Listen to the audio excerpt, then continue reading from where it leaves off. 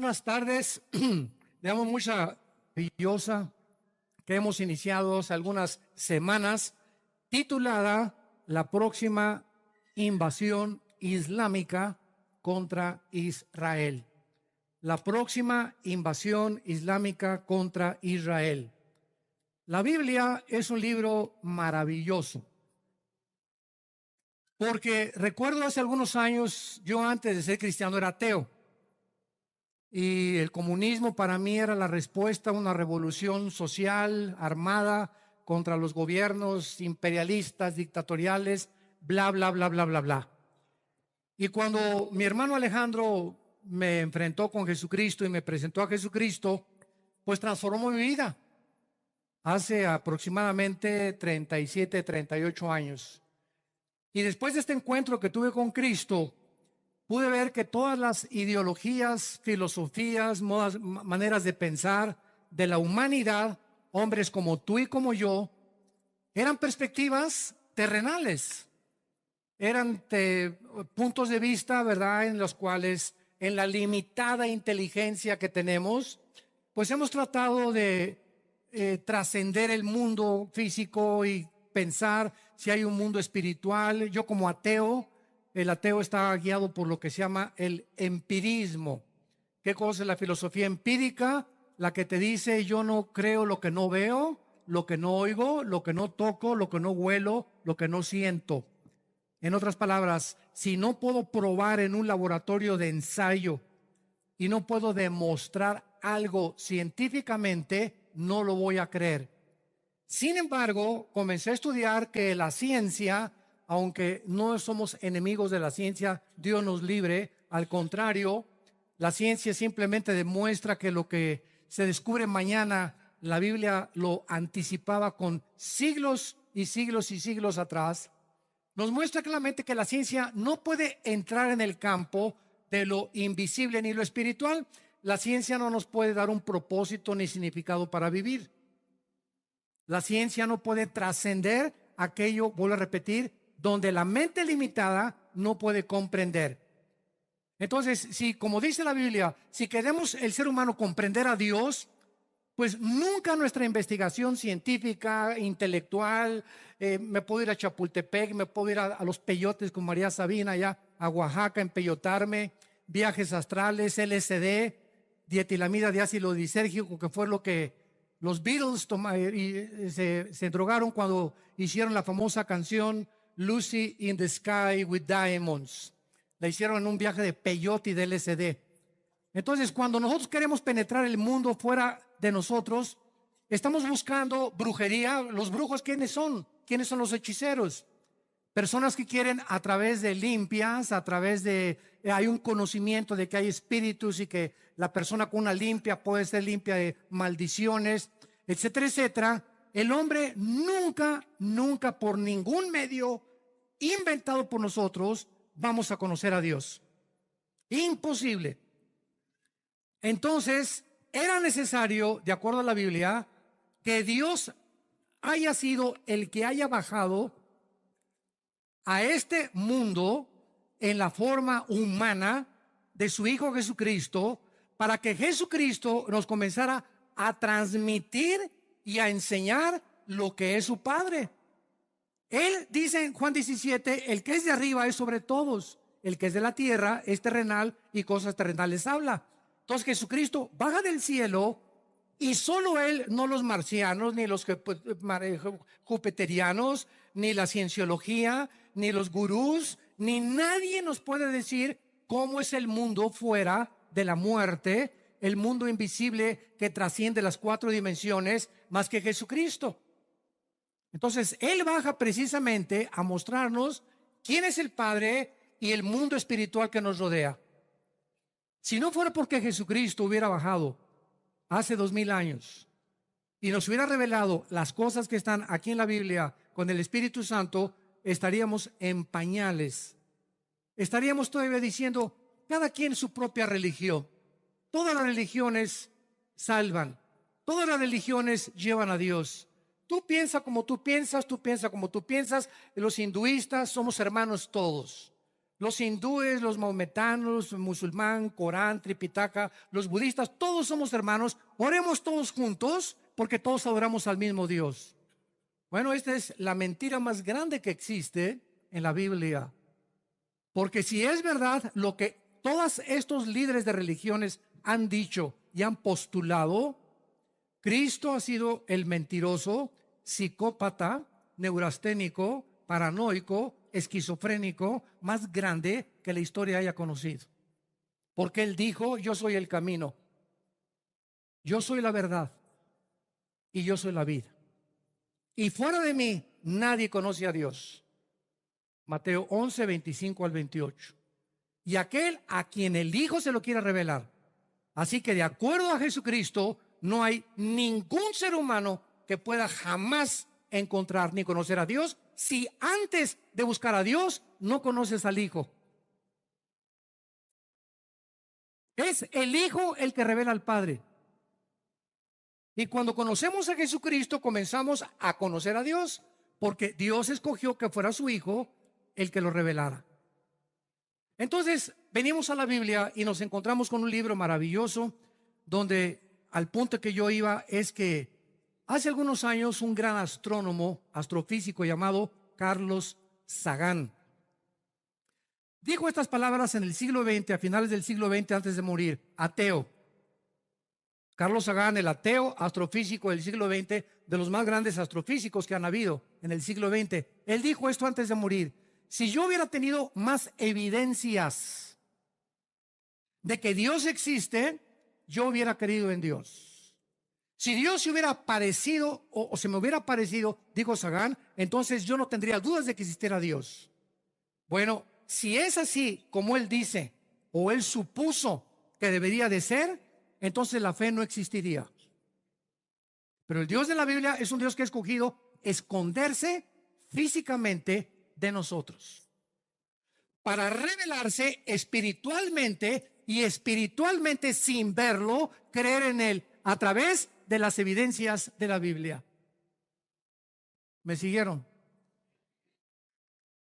Entonces, cuando una persona como Carlos Sagan dice: es que yo necesito evidencias físicas, ver algo, como hay mucha gente, pues si yo veo a un paralítico levantarse de la silla de ruedas y que tuvo 15 años, voy a creer en Dios. ¿No es cierto? No es cierto, no es cierto. La pregunta es: ¿en cuál Dios? Los hindúes tienen millones de dioses. El diablo no es ateo, me ganaba. Entonces, qué importante es que podamos entender todas estas cuestiones lógicas de razonamiento para que podamos comprender por qué la Biblia es suficiente para que cualquier ser humano pueda llegar al conocimiento de Dios. Y por eso la Biblia desafía al ser humano diciéndonos: me buscarás, me encontrarás, porque me buscarás con todo tu corazón. Y cuando mi hermano Alejandro me comenzó a hablar de Jesucristo, yo ya había estudiado el Tripitaka, los libros de los Bhagavad Gita, el libro del Mormón, el libro del Corán, había leído los suras del Corán, etcétera, etcétera. Me quería ir allá a las Himalayas y ponerme todo pelón allá con los mayas y allá los hindúes allá, con todos los que buscan a través y se rapan, ¿verdad? Los Hare Krishna. Y es la búsqueda del ser humano, y queremos, y sobre todo los jóvenes, queremos ver dónde está la verdad. ¿Qué hay en la vida? Algo a lo cual valga la pena entregarle toda mi vida, mis propósitos, y dedicarme y apasionarme por eso. Y desgraciadamente, cuando los jóvenes no conocen a Cristo, se entregan en una búsqueda que los lleva a mentiras y los lleva a su propia destrucción. Como los Beatles, ¿verdad?, enseñaron en los 60, 70 que las drogas era el camino para conocer a Dios. Y John Lennon, antes de que lo asesinaran en Nueva York, el líder de los Beatles y el que lo fundó, dijo antes de morir: yo soy más grande que Jesucristo. A las 2 semanas lo mataron y no ha resucitado. Cuando entendemos esto, venimos a la Biblia y encontramos que las evidencias científicas, como en los que fueron al desayuno ayer, el mensaje se llamó Jesucristo, hombre y Dios, y al comenzar el mensaje le dije a la gente: a mí me hubiera gustado ponerle al mensaje ayer la encarnación y la genética, porque ayer demostré científicamente, escucha lo que te voy a decir, no empíricamente. Ayer demostramos en el desayuno genéticamente y científicamente por qué Cristo tenía que nacer de una virgen. Y por qué hasta el siglo XX, desde hace 2000 años que se profetizó que una virgen pariría al Hijo de Dios, y desde el Génesis 3500 años se profetizó que tenía que nacer de una mujer que no iba a conocer varón. ¿Por qué la Biblia hasta el siglo XX que se descubre la genética y las leyes de la herencia y los principios del ADN, que es la codificación que tenemos en cada una de las células, la información que Dios puso, hasta entonces entendimos, ahora entiendo por qué José no se pudo meter con María, porque el Hijo de Dios no podía nacer como naciste tú y como yo nací. Y ya lo vimos ayer genéticamente. Les recomiendo la conferencia, ¿verdad?, para que la estudien en su casa. Muy bien, estamos en Ezequiel capítulo 38 y 39, en esta serie maravillosa, la invasión islámica sobre Israel. La Biblia tiene evidencias históricas. La historia demuestra que Dios existe. ¿Cómo demuestra la historia que Dios existe? A través de lo que se escribió hace siglos y se está cumpliendo, se ha cumplido y se cumplirá al pie de la letra, tal como la Biblia lo anunció hace más de 3.500, 4.000 años. La Biblia tiene evidencias científicas, genéticas, arqueológicas, antropológicas, sociológicas, químicas, físicas, biológicas y de la disciplina académica que tú me quieras mencionar. Así que no faltan evidencias. El problema con el ser humano, como decía Carlos Sagan, no fue un hombre honesto intelectualmente. A él no le faltaron evidencias. Antes que Carlos Sagan, hubo otro ateo famoso llamado en los 50, Bertrand Russell. Y este hombre escribió, recuerdo que mi padre, nuestro padre, una vez mi papá, venimos nosotros de una iglesia, de una familia muy religiosa, no cristiana desde luego, y mi papá pues le gustaba siempre, ¿verdad?, comer con curitas y todo, y era amigo de ellos. Muy sincero, religioso mi papá a su manera. Nunca, jamás tuvimos una Biblia ni leímos la Biblia, nunca. Y me acuerdo, ¿verdad?, que en aquel tiempo decían, ¿verdad?, no, pues es que se necesita hacer esto y aquello para poder entrar y conocer a Dios. Y antes de que mi padre conociera realmente lo que es la religión de él, me acuerdo que llegó ese libro a la casa de ustedes, ¿Por qué no soy cristiano? Así se llama ese libro. Autor Bertrand Russell, ¿Por qué no soy cristiano? Y no se imaginan ustedes la sarta de barbaridades que él dice, antes que Carlos Sagan. Y cuando leemos a estos hombres, Jean-Paul Sartre en Francia, en los 60, otro ateo, escribió La náusea y el muro.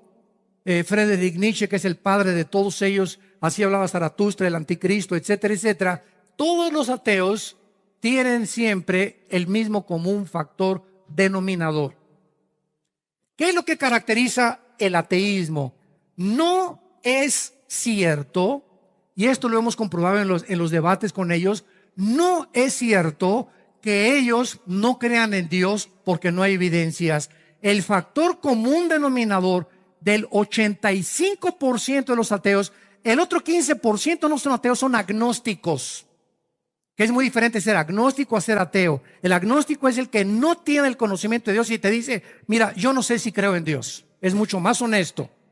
Yo no sé, pero me gustaría saber si existe, cómo lo puedo encontrar. Es una posición mucho más honesta.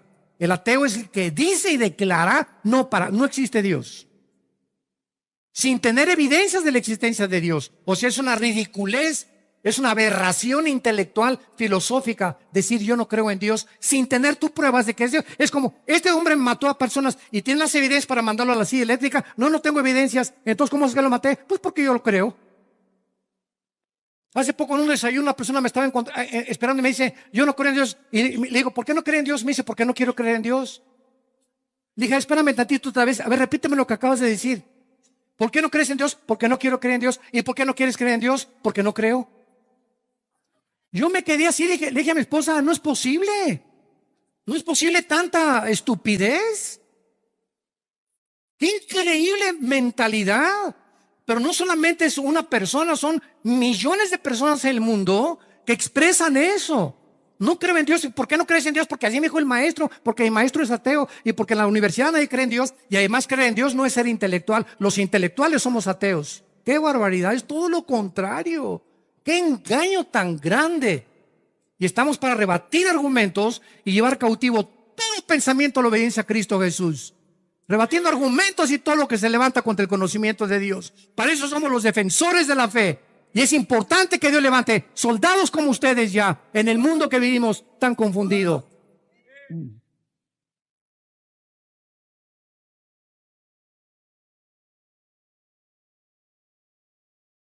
El factor común denominador que caracteriza al ateísmo, no son falta de evidencias, es la inmoralidad. Bertrand Russell tuvo más de 4 o 5 matrimonios. Friedrich Nietzsche acabó como homosexual en un hospital psiquiátrico en el Manicure. Ahí acabó el padre del ateísmo del siglo XX, el padre del nazismo, del fascismo y del comunismo, Friedrich Nietzsche, el ateo alemán. A los 40 y tantos años lo internan en un hospital psiquiátrico, el que dijo Dios está muerto, y se vuelve homosexual. Entonces nos damos cuenta que detrás de todas estas cosas de los seres humanos no anhelan la luz, sino que hay evidencias en su propio corazón que aunque les presentes la luz, como comenté ayer en el desayuno, en el capítulo 11 de Juan, el milagro más grande de Jesús, ¿cuál fue? La resurrección de Lázaro. Resucita Dios a Lázaro, un hombre que tenía 3 días hediondo, ya apestaba, ya a los 3 días un muerto, la sangre no le circula, las neuronas del cerebro se mueren completamente, ya la persona está pálida, casi amarilla, casi naranja, que todos los colores, ya trae el color del arco iris, ya una persona de 3 o 4 días de muerto.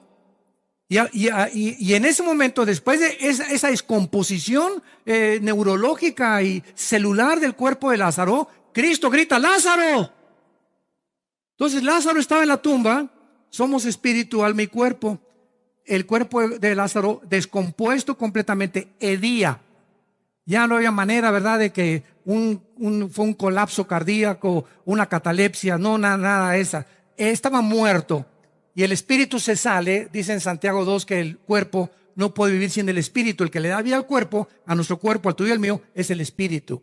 Entonces el espíritu de Lázaro ya se había salido, el cuerpo ya está descomponiéndose. ¿Y quién oyó la voz? El espíritu. Lázaro, ven fuera. Entonces, ¿qué hizo el espíritu de Lázaro? Regresó a la voz del creador de los espíritus, se mete al cuerpo de Lázaro, comienza una regeneración sanguínea, celular, neurológica del cuerpo de Lázaro, y ese hombre a los 3 días comienza a salir de la tumba ante los ojos de los fariseos. Ese milagro, podríamos todos considerar, era suficiente para que el más grande de los ateos o de los incrédulos, agnósticos, escépticos, se convirtiera. Pero dadas las circunstancias que en el capítulo 11 del Evangelio de Juan, el día que Cristo resucita a Lázaro, ese día planean matarlo. Léelo, llegando a tu casa esta noche. Ese día planearon la muerte de Jesús. Entonces, ¿qué estaban buscando? ¿Queremos señal ahí? ¿Señal? ¿Más señal que levantar un muerto? Entonces, por eso dice en 1 Corintios 1, los judíos buscan señales y los griegos sabiduría.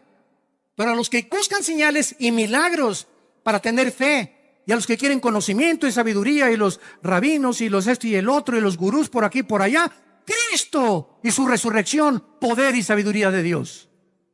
El poder y la sabiduría de Dios. Y el milagro más grande ha sido que Dios levantó a su Hijo de entre los muertos para vivir eternamente para siempre. No necesitamos más milagros de la muerte de Cristo a nuestros días. Aunque Dios no volviera a hacer ningún milagro, no necesito ver ya ningún milagro. Me basta con que Él vive para saber que yo voy a vivir con Él. Gloria a Dios. En Ezequiel 37 y 38 se profetizó hace 2600 años. Toma nota. Hace 2600 años se escribió el libro de Ezequiel. Aproximadamente durante la cautividad babilónica. Porque Ezequiel fue uno de los profetas que fue llevado por Dios a Babilonia para que Dios le enseñara y le demostrara por qué estaba su pueblo sufriendo lo que estaban sufriendo. En Ezequiel capítulo 8 y capítulo 9 se explica eso. Muy bien. Ezequiel recibe una visión donde se profetiza aquí en el capítulo 38 y 39, que es la base de esta serie que hemos estado compartiendo con ustedes. Se profetiza las naciones que se encuentran precisamente en el siglo XXI aliadas y que van a planear la invasión en contra de Israel. No sé si la semana que entra, el mes que entra, pero es la próxima guerra futura. Esta no es la tercera guerra mundial, aunque va a formar parte tal vez del final del Armagedón. Entonces, qué increíble que podamos encontrar aquí naciones, por ejemplo, como Persia. Dice el versículo 4, Persia. ¿Qué nación es Persia? Oye, es que si nos trasladamos al siglo XX, entre 1930 y 1950, las naciones que forman ahorita el Medio Oriente fueron asignadas y repartidos sus terrenos y sus fronteras después de la Segunda Guerra Mundial y algunas antes de la Segunda Guerra Mundial. Entonces Persia, hasta 1935, apúntalo, se le cambió el nombre a Irán. La República Islámica de Irán tiene ese nombre desde 1935. Y ese nombre de Persia aparece desde que comenzó los persas, hablan el persí o el persa. Ellos no son musulmanes, aunque muchos son musulmanes y muchos han adaptado, pero ellos son persas. Entonces, no son árabes, son persas.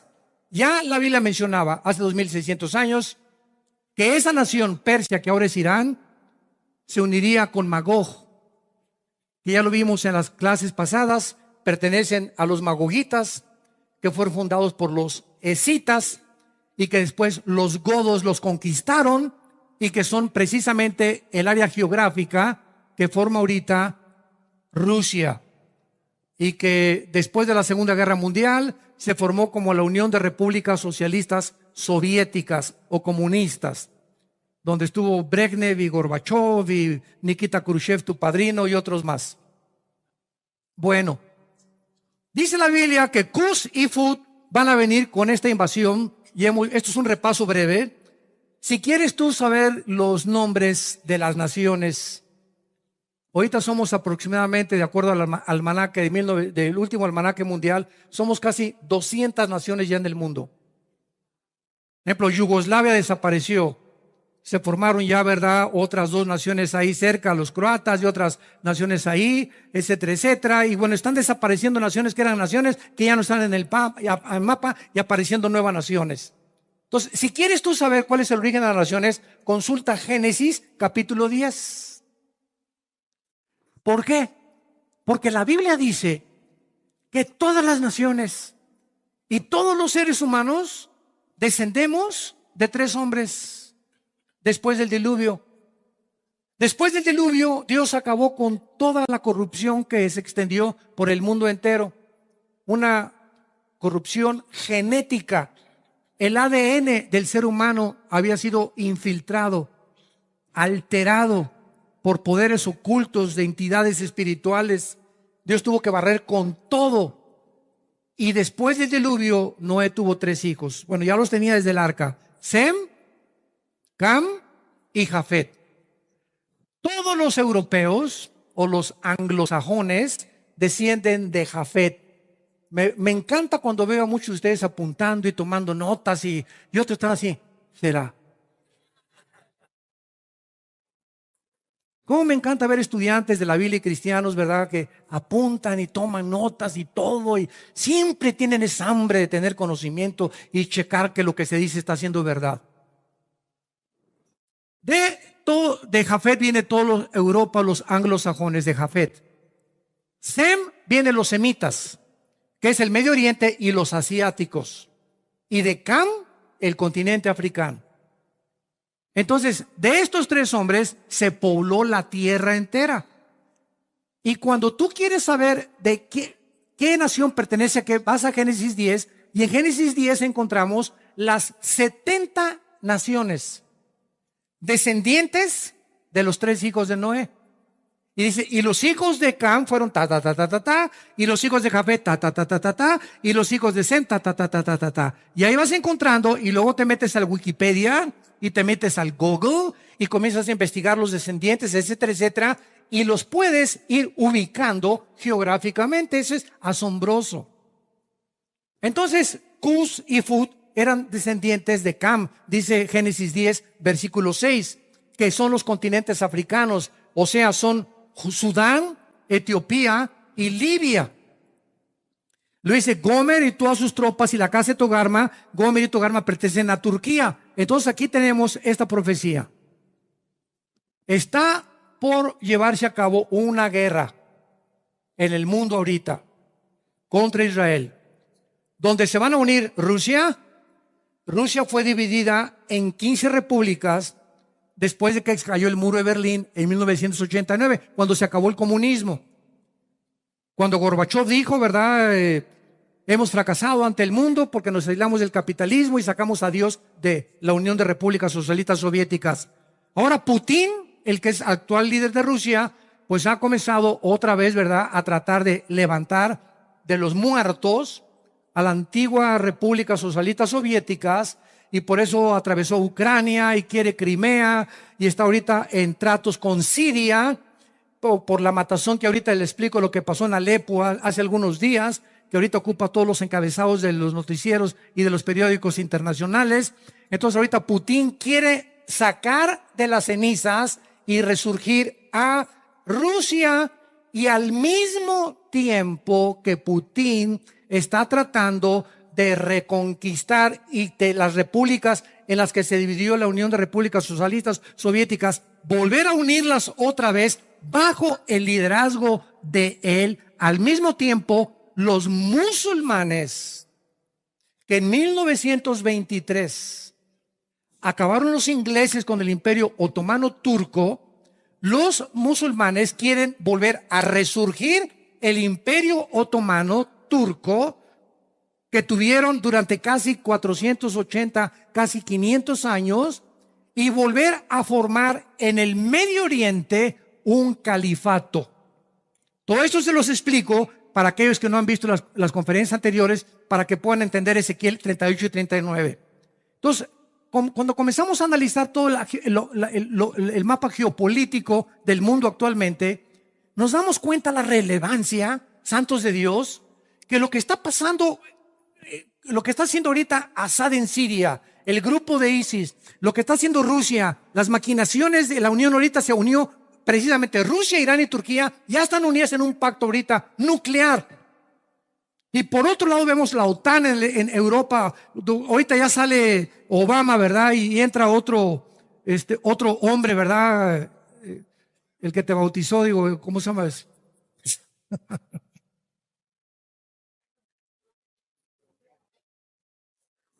Y cuando comencemos a darnos cuenta que todo esto es una burbuja que está a punto, nada más se necesita una aguja para que explote, vamos a descubrir claramente, y la Biblia tenía razón. ¿Y cuál es el propósito que Dios nos los deje aquí? Para que lo divulguemos, para que lo compartamos, para que el mundo sepa que hay esperanza, que hay una luz y que tenemos un libro en quien confiar, tenemos un mapa que nos guía y nos da esperanza y paz y la seguridad y propósito que nuestras vidas necesitan, nuestras familias, matrimonios y nuestros hijos y nietos y bisnietos. Ya deja el Calimán y las telenovelas. Tenemos una guía, tenemos un mapa. No tenemos por qué estar en luna y confundidos ni atemorizados. Y ya cayó el peso y el petróleo y esto y el otro. Somos hijos e hijas de Dios. Si Dios su vida por nosotros en una cruz, ¿nos dejará y nos abandonará? Nunca. Nunca lo hará. Jamás.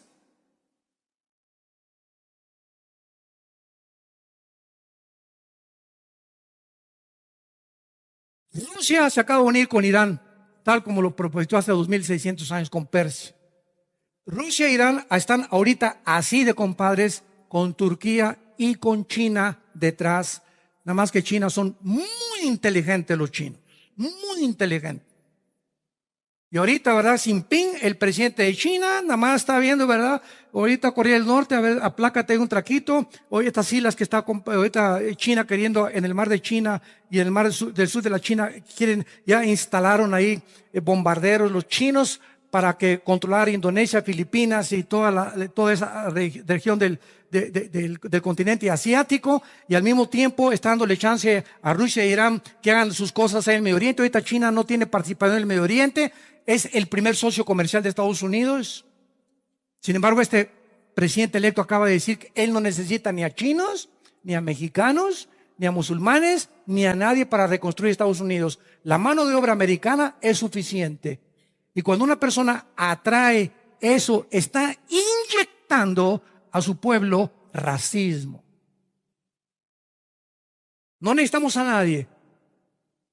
Qué altivez, qué soberbia. No necesitamos a nadie. Somos suficientes. ¿De veras? ¿Son hijos de quién? Pero este es el mundo que estamos enfrentando. Está peligrosa la situación ahorita. Y al mismo tiempo esta persona está diciendo que es amigo de Israel y que va a llevar la embajada de Israel a Jerusalén, y al mismo tiempo que es amigo de Putin y es amigo también de Assad, su compadre. Imagínate si tú digas, soy tu amigo, pero también soy amigo de tus enemigos. Caré, pues, ¿para amiguitos? Le contestaría, ¿verdad? Oye, si eres mi amigo, tus enemigos son mis enemigos y tus enemigos son los míos también. Si es que hay una amistad sincera y noble. Entonces vemos que la confusión política que existe, donde los gobernantes están así tambuleándose por todos lados, porque es lo que la Biblia profetizó, que antes de que Cristo venga, los gobiernos se desmoronarían completamente, se derrumbarían, se aniquilarían y perderían la brújula total. Ya no es comunismo, ni monarquía, ni socialismo, ni democracia, ni fascismo, ni comunismo. Ya no saben qué tipo de sistema poder darle a un gobierno, de lo confundidos que se encuentran las naciones, tal como la Biblia lo profetizó. Entonces los musulmanes quieren establecer el califato. ¿Qué es el califato? La palabra califa significa el sucesor de Mahoma. Entonces los musulmanes están divididos en dos ramas: en los sunnis, que son los de ISIS. Todo el grupo terrorista genocida de ISIS son sunnis, y los chiitas, que son en Arabia Saudita e Irán. La mayor parte de los iraníes y Arabia Saudita son chiitas. Entonces, e Irak también, perdón, Irak, Arabia Saudita y parte de Irán. Entonces los sunnis quieren establecer el califato con Bagdadi, el jefe de ellos, y quitar la frontera entre Irak y entre Siria. Y entonces, al quitar la frontera entre Siria y Irak, se vuelve otra vez la región geográfica de lo que era la Mesopotamia. Y la palabra Mesopotamia significa entre dos ríos, el Tigris y el Éufrates, que son los dos ríos donde estaba el huerto del Edén. Génesis capítulo 2. Y son los ríos que aparecen en Apocalipsis 9, en las trompetas de Dios, donde se encuentran atados debajo de ese río, en las arenas de ese río, los 4 ángeles caídos más poderosos de Satanás. Y es precisamente en esa zona geográfica, damas y caballeros, santos de Dios, que la Biblia nos muestra donde se encuentra la maldad concentrada. Es ahí donde ahorita, en diciembre del 2016, es la olla hirviendo del mundo. Donde ahorita, por ejemplo, hace una semana, como les comentaba, Alepo, en el año 2012, el grupo de los rebeldes que comenzaron la guerra civil antes de ISIS contra el presidente Assad de Siria, Alepo fue una de las ciudades, fue la tercera ciudad que tomaron los rebeldes, no ISIS, los rebeldes que pelean contra Assad y que lo quieren derribar de su gobierno. Pero entonces Assad, hace una semana aproximadamente, sus tropas del gobierno sirio entran a Alepo que es la ciudad que está ahorita en todos los medios de comunicación, y comienzan a matar a todos los rebeldes, pero en las guerras del Medio Oriente ya no hay uniformes. Entonces, todos están de civil. Entonces, ¿cómo sabes quiénes son los rebeldes? Entonces, Asad, a diestra y siniestra, mátenlos a todos, dijo. Y han llegado a Alepo y han hecho una carnicería en Alepo ahorita que no se imaginan. Así, y todos, yo no soy de los, yo, ¿cómo sé que eres rebelde? ¿Cómo sé que a lo mejor eres rebelde y te estás ahorita y te huyes y te vas a regresar? Y entonces no los dejan salir y están pidiendo las mujeres y derechos humanos que a las mujeres y a los niños les dé chance de evacuar Alepo. Ya son 65,000 niños y mujeres que quieren salir de Alepo y que están bloqueando el ejército de Asad para que no salgan porque quieren matar a todos los hombres primero. No tienen comida, no tienen agua, no tienen ambulancias, no tienen hospitales. Es un infierno en el siglo XXI con la tecnología cibernética, iPad, computadora, viaje a la luna, que vamos a ir a Plutón. Cálmate, Einstein. Cálmate. No podemos ni arreglar aquí abajo nuestros problemas. Estamos a punto de una tercera guerra mundial, a punto de destruirnos sin compasión, sin misericordia por los marginados, por los pobres, por los explotados. Y estamos pensando en invertir miles de millones de dólares en la conquista del espacio. Ahora sí lo digo, pero lo digo de veras, Virgen de la Macarena. Y que me critiquen. Perdón, del Socorro. Yo estoy enojado, muy enojado contra la maldad, contra lo que está pasando en el mundo. Y lloro y le pido a Dios que nos dé fuerzas. Tenemos que llegar al final, hermanos. Tenemos que llegar al final y tenemos que proclamar este mensaje al mundo entero. El mundo se está deshaciendo, derrumbándose ante nuestros ojos. Las cosas que están pasando no es posible que pasen y están sucediendo. Démosle gracias a Dios por la familia que tenemos. Hoy está llegando, te está esperando el chicharrón y el cabrito. Tienes una cama, tienes hijos, tienes una esposa, tienes un trabajo. Y si no lo tienes, lo vas a encontrar. No estás como en Venezuela o en Cuba o en Alepo o en Medio Oriente. Tenemos todavía un México donde hay mucha esperanza de volver a levantarnos. Démosle gracias a Dios.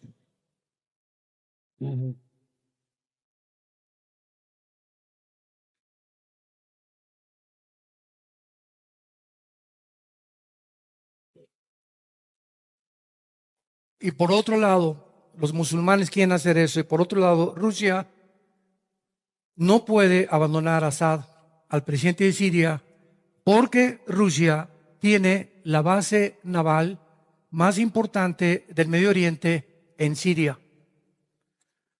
Entonces, si Rusia quiere controlar el Medio Oriente, China ahorita lo está dejando, se unió con Irán para que Irán se encargue de ISIS, con el grupo de Hezbollah de terroristas, junto con los kurdos que están con la frontera con Turquía, y Assad tiene la defensa completa, incondicional y al 100% del presidente Putin. Porque si derrocan a Assad, la base naval que tiene Rusia con acceso al Mediterráneo, la única base naval que tiene acceso al Mediterráneo es de Rusia, en la ciudad, en Crimea y en Ucrania. Entonces Rusia quedaría desamparada, o sea, el mar quedaría completamente en manos de la OTAN y ya no podría Rusia defenderse. Entonces es un punto súper estratégico y Rusia no va a abandonar a Assad por ningún motivo. No va a permitir que lo derroquen. Por eso Alepo la volvieron los soldados de Assad a reconquistarla e hicieron el infierno que están viviendo esas pobres gentes. Ahorita, desde que se inició la guerra civil en Siria, hay más de 6 millones de refugiados huyendo del Medio Oriente hacia Europa y África. Saliendo con lo que traen, con los tenis Nike y colgando, ¿verdad? y con la pijama con la que se levantaron, y con el niño chiquito que ni chanclas tiene, y con las mamás y todos, ¿verdad? Por favor, tengan compasión de nosotros, ábranos una puerta. Déjenos entrar a alguna ciudad con nuestros hijos.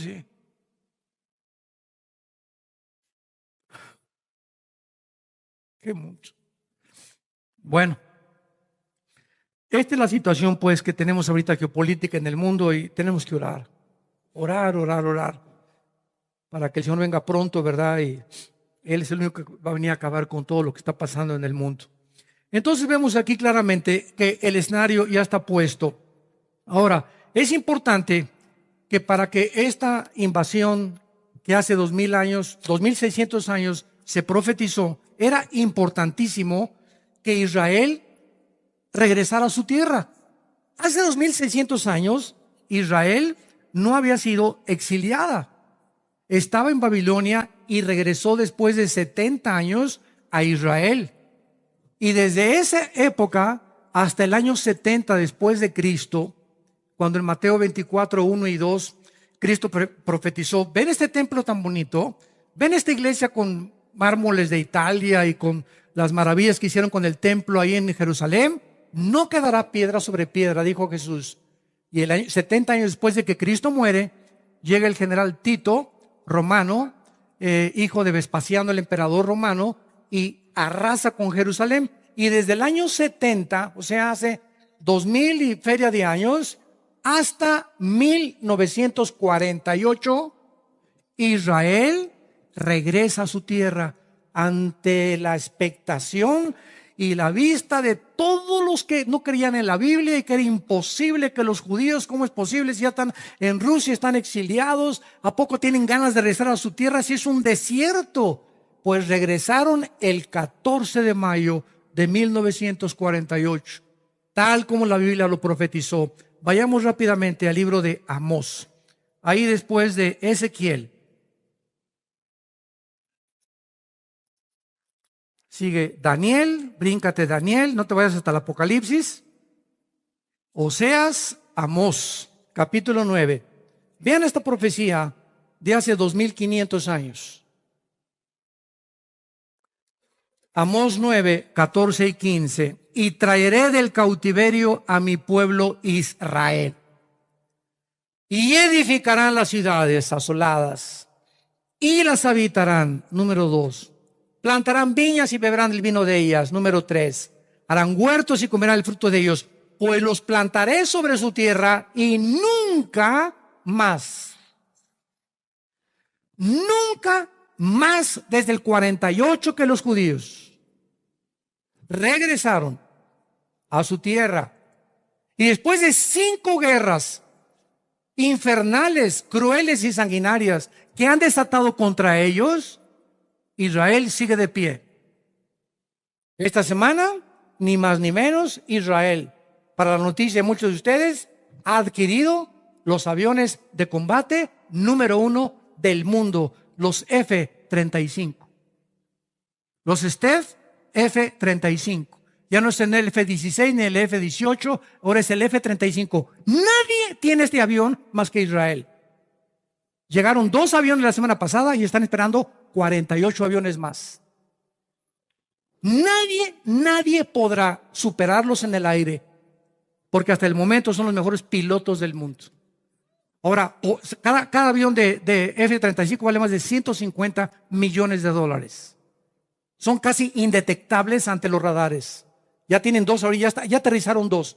Yotad, se llama el teniente coronel Yotad, que va a ser el jefe de todo el escuadrón de los aviones F-35, y están comenzando ya a entrenar a los pilotos judíos para saber cómo manejarlos. Son los aviones más rápidos del mundo, los más certeros, tienen 0.0001 de error al disparar un misil. Impresionante. O sea, a 10 kilómetros de distancia pueden disparar un misil sin fallar, y ni siquiera que no tienen que pasar ya los aviones así para que los bombardeen. A 10 kilómetros antes de llegar al blanco, ya calcularon dónde caga la bomba. Impresionante la tecnología militar que se está desarrollando ahorita. Entonces, todo esto nos habla de por qué lo están haciendo, porque ya están sintiendo el calorcito. Israel no ha intervenido en la guerra de Siria. Aunque la frontera con el mar de Galilea, ¿verdad? Los que hemos ido al mar de Galilea, hemos visto así desde el mar de Galilea, vemos al otro lado, ahí está Siria. Y ahí está la guerra, ahí con la frontera de Israel.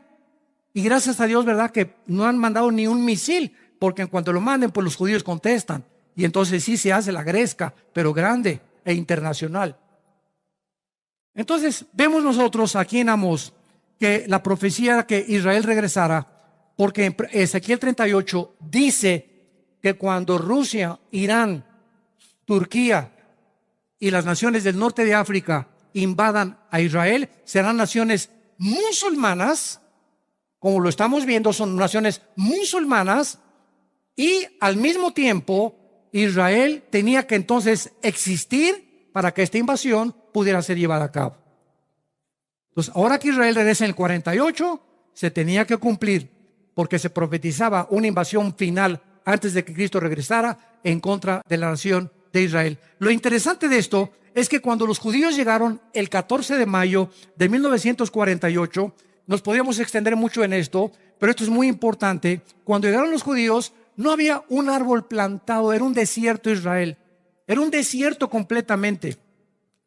En 1950, en 2 años, los judíos hacen la obra de la ingeniería hidráulica más portentosa del siglo XX.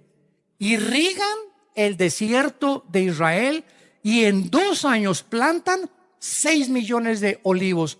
Un olivo por cada judío que mató Hitler en la Segunda Guerra Mundial.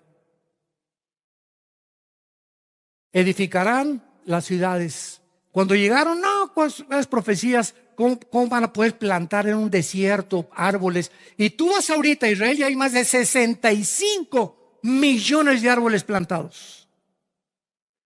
Los que hemos ido a Israel y tú vuelas, por ejemplo, de Jordania a Israel, o de Egipto a Israel, o de Irak a Israel, o de Libia a Israel, de las naciones que rodean a Israel, es exactamente cuando vas de San Antonio y cruzas a Monterrey en un avión. ¿Sabes a qué me refiero? Vuelas a Estados Unidos, agárrate el vuelo mañana para San Antonio, para Dallas o para Estados Unidos. Y vas y México, sequecito, todos los arbolitos, ahí secos, amarillitos. Y nomás llega a Estados Unidos, todo verde, verde, verde, verde, verde, verde, las calles limpias, todo dices, Dios mío santo, pero ¿qué diferencia hay? Nada más con la frontera de Estados Unidos al cruzar. ¿Qué hace esta diferencia? ¿Por qué? ¿Por qué es tan bendecido? ¿Por qué lo fue? Ya no lo es. ¿Por qué fue tan bendecido Estados Unidos de Norteamérica? Simplemente porque es la nación que fue fundada con este libro.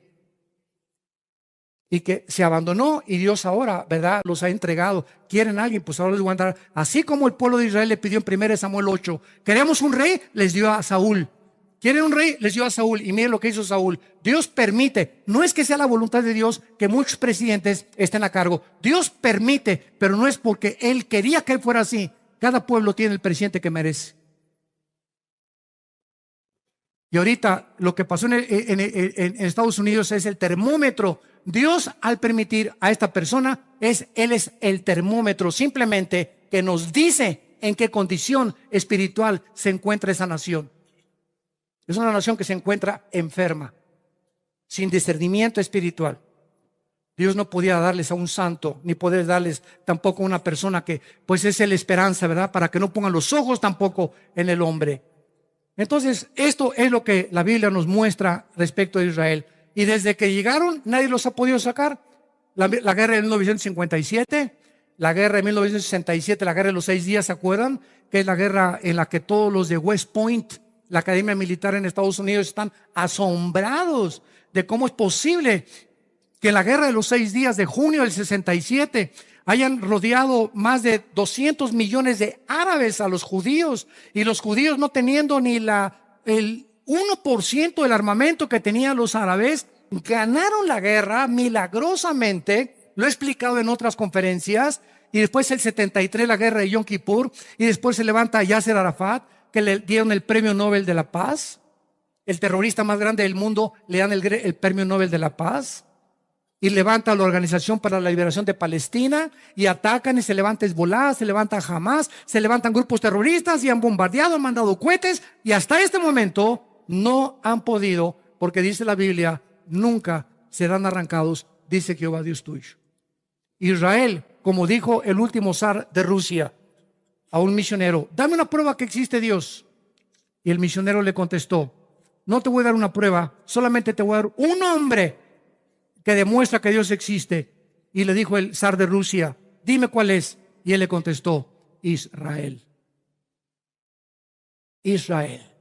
La sobrevivencia de esta nación es una de las evidencias más grandes de la Biblia de que Dios no ha terminado con ellos y que Dios es real en sus promesas. Padre, te damos gracias por tu palabra en esta tarde. Gracias, Señor, por las maravillas de tu ley. Gracias, Señor, porque la exposición de tus palabras nos alumbra los ojos. Gracias por tu Espíritu Santo, Señor, que has derramado en nuestros corazones para que Él haya en nosotros, haga en nosotros el mismo sentir que hubo en Cristo Jesús. Jesús vio a este mundo desamparado, como ovejas sin pastor, vagando por los campos sin que nadie extendiera una mano para ayudarles. Y ahora tú has entrado en nuestras vidas para que sintamos lo mismo que sintió Jesús. Para que nunca se aparte de nosotros la misericordia y la verdad. Para que le escribamos en la tabla de nuestro corazón. Para que vivamos para ti. Porque largura de días y años de vida y paz nos aumentarás. Gracias, Señor, porque tu palabra será de refrigerio a nuestros huesos. Y es tu palabra la que nos sostendrá hasta el final.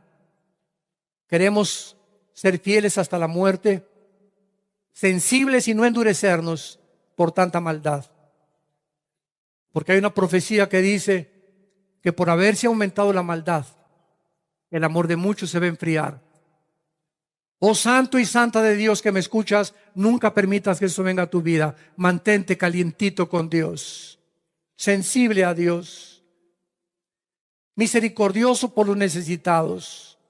Orar por los enfermos, orar por aquellas personas en tu familia que no conocen a Cristo y que podamos cumplir la misión de llevar este mensaje hasta el fin del mundo.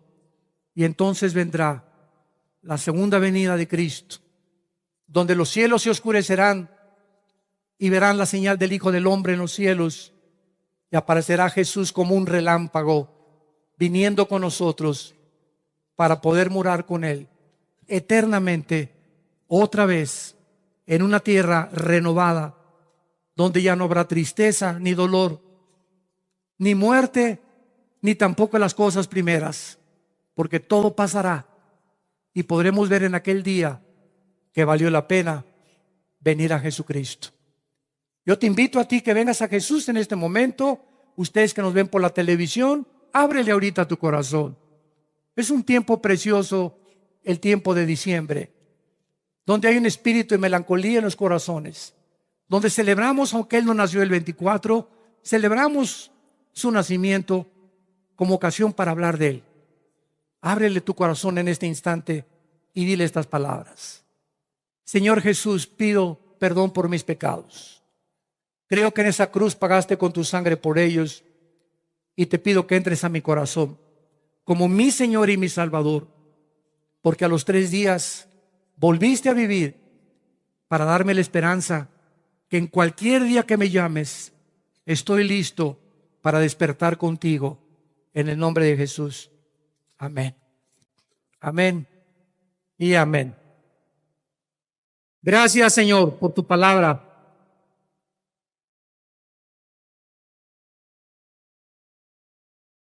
¿Qué haríamos, santos de Dios, sin este libro? ¿Qué haríamos? ¿Qué haríamos? Imaginémonos, si no hubiera sido por el Señor, como dice la canción, ¿verdad? Mi alma se hubiera perdido, sería como un pájaro herido que se muere en el suelo. Así seríamos, tirados ahí. Yo me pongo a pensar qué hubiera sido si no hubiera conocido a Cristo. Yo creo que yo no estaría vivo. Yo llevaba una vida tan grave de pecado que me hubiera autodestruido antes de cumplir 30 años de edad. Pero me salvó por su gracia y misericordia sin que lo mereciera. para ser mensajero de su palabra. Gracias, Señor. Nos ponemos de pie para recibir la bendición pastoral.